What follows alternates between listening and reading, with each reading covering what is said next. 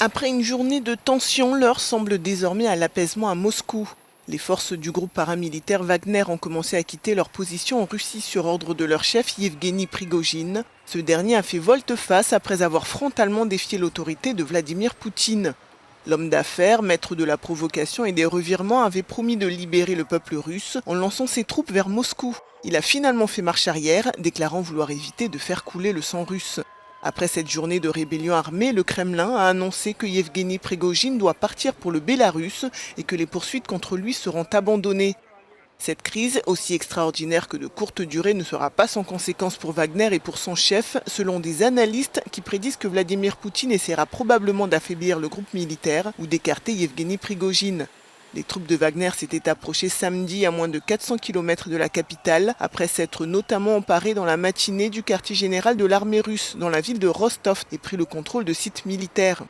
Les événements ont été suivis de près par les gouvernements occidentaux et le Kremlin les a mis en garde contre toute tentative de profiter de la situation.